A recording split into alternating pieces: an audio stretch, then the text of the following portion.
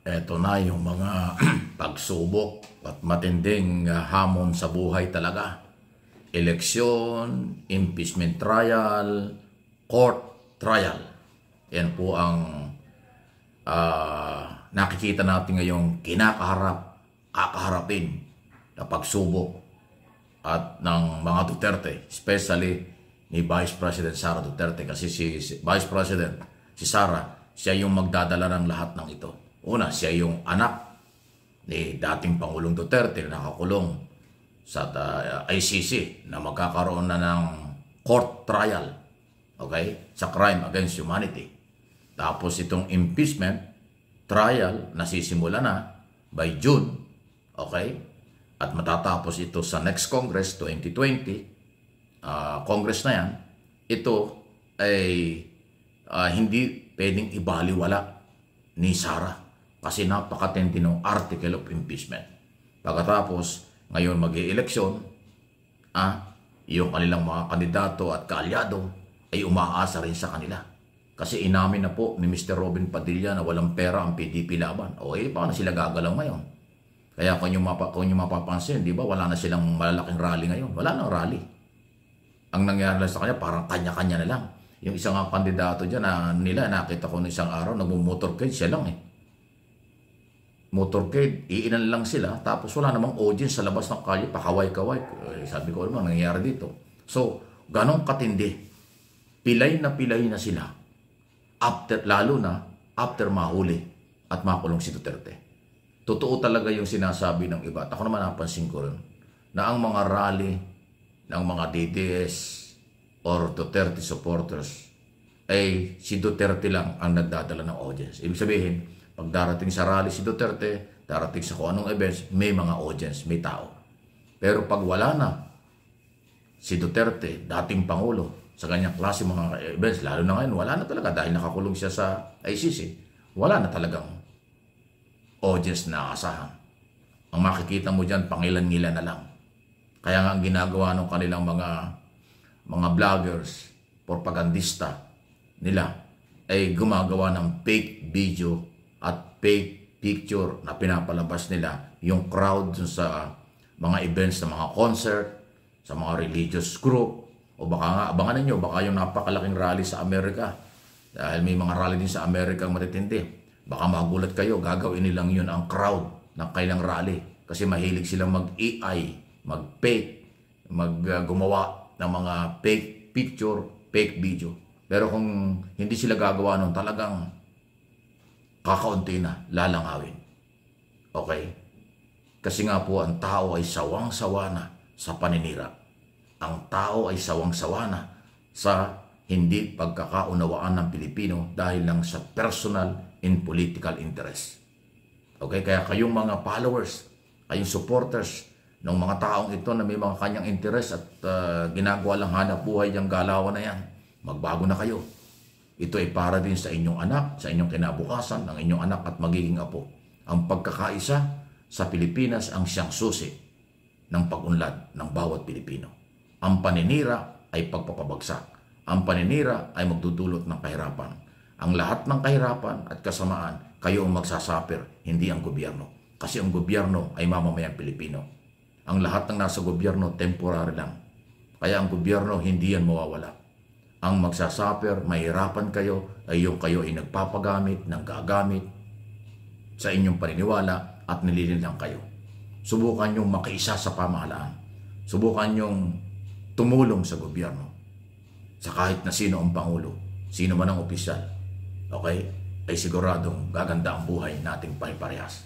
Kung meron kayong problema na di umano'y paglabag sa batas, dalhin nyo sa proper forum, dalhin nyo sa korte ang reklamo. Huwag sa social media. Huwag sa media. Kasi ang social media at saka media, yan ay for publicity lang. Bali-balita lang yan. Pero wala diyang makukuhang ebidensya or hustisya. Kasi ang pagbibigay ng ebidensya at hustisya ay sa korte. Yan ang tandaan nyo. Kahit anong ingay nyo, sa halos 3 taon na, ng mga akusasyon laban sa Pangulo at kung kani-kanino, walang nangyayari. Kasi hindi nyo dalhin sa korte ang usapin. Puro rally, press conference, at saka paggamit ng mga vlogger. Walang mangyayari dyan. Pero subukan yung makiisa sa gobyerno, subukan yung sumunod sa gobyerno, subukan yung rumispeto sa mga batas natin, local or national or international, giginhawa ang buhay nyo, pati pakiramdam nyo, magiging healthy kayo. Maniwala kayo. Pag ang ginagawa nyo ay puro paninira, disinformation, yan po ay nakaka-stress. Pag na-stress ka, stressful, delikado, sakit ang aabutin po ninyo. Kaya may panahon pa. Mahaba ang panahon para sa pagbabago. Mahaba ang panahon para sa ituwid nyo ang mga maling kaalawan. Huwag na huwag kayong paggamit. Kasi yung mga nanggagamit sa inyo, hindi naman kayo kilala. Yung mga pinagtatanggol nyo, hindi rin kayo kilala. Ginagamit kayong propaganda. Yan ho ang totoo. Katulad ngayon, sinasabi ko, si Sara Duterte, 3 matitindi ang kanyang pinagdadaanan ngayon. Sino ba may kasalanan? Di ba sila rin yan? Yung impeachment, kaya siya na-impeach sa Kongreso at itatrial sa Senado dahil sa betrayal of public trust. Kawalan na ng tiwala ng taong bayan sa kanyang paggasta ng pera, confidential at intelligence fund, graft in corruption, pagmumura, pagbabanta sa buhay ng Pangulo. Lahat ay labag sa batas yun eh. Labag yun sa isang public official, lalo na sa pangalawa sa pinakamataas na opisyal ng gobyerno. Although ang impeachment ay administrative, removal, pagtanggal sa posisyon, hindi yan korte. Pero papunta pa rin ang korte. Actually, nasa DOJ na yung mga ibang pangkasong kriminal na inakaharap ni Sara Duterte. Mabigat yan. Kaya ang balita ko, hindi ko pa naman nakita, ang balita ko, pabalik na o baka nandito na sa Manila. Kasi kanyang haharapin yung trial, impeachment. Nakaready na ang Kongreso at Senado. By June 2, magsisimula na talaga yan. Tapos sa next Congress, tatapusin niya. Mabigat na kaso. Kung gaano kabigat ang crime against humanity, sa court trial yan kay Digong Duterte doon sa ICC. Ito naman, administrative. Itong issue ng impeachment, pagtatanggal sa kanya sa posisyon bilang pangalawang Pangulo. Pag napatunayan at nakumbinsi ng mga prosecutor, ang mga senador, judges, ganun pong katindi yun. Okay? At ito nga mga politikong mga kandidato na maasa sa kanila. Ulitin ko, sabi ni Robin Padilla na presidente ng PDP Laban, wala daw silang pera. Pinauwi daw siya rito sa Pilipinas ni Duterte para kumampanya. Ang problema, walang pera. Kung ako naman si Duterte, bet ako maglalabas ng pera para sa kanila, nakakulong nga siya. Kung ako naman yung mga Duterte, yung buong pamilya, bet naman sila maglalabas ng pera para dun sa mga kandidato. Kung maglalabas sila ng pera, di parang na lang sa kailang abogado. Kasi may abogado, may kailangan silang pera, dollar pa, euro pa, dun sa trial sa ICC. Ang mga abogado dito sa impeachment trial, kailangan din niyang bayaran. Kaya yung mga Duterte, hindi yan maaasahan at hindi yan maglalabas ng pera para sa politika. Kaya yung mga kandidato nila, nako, laglagan talaga yan. Dahil yung pera ng mga Duterte, kung ano man at meron man silang pera o supporters, gagamitin doon sa kanilang mga abogado. Dito sa trial at saka sa ICC. Pero yung pampolitika, wala. Kaya kanya-kanya na ngayon. Nakita nyo? Halos mangayak-ngayak na si Robin Padilla kasi siya ang partido ng PDP Laban para siya mag-uorganisa ng rally. Kung walang pera, hindi naman libre yan.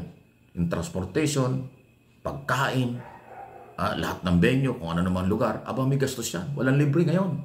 Yari kayo. Ang libre lang ay yung pagmamalasakit sa gobyerno. Ang libre lang ay yung voluntaryong pagmamahal sa gobyerno. Ang libre lang ay yung pagsasabi ng totoo. Yan ang libre. Pero yung galawang pang iba, may bayad yan. Bayad sila dyan. Please like and share na video ito.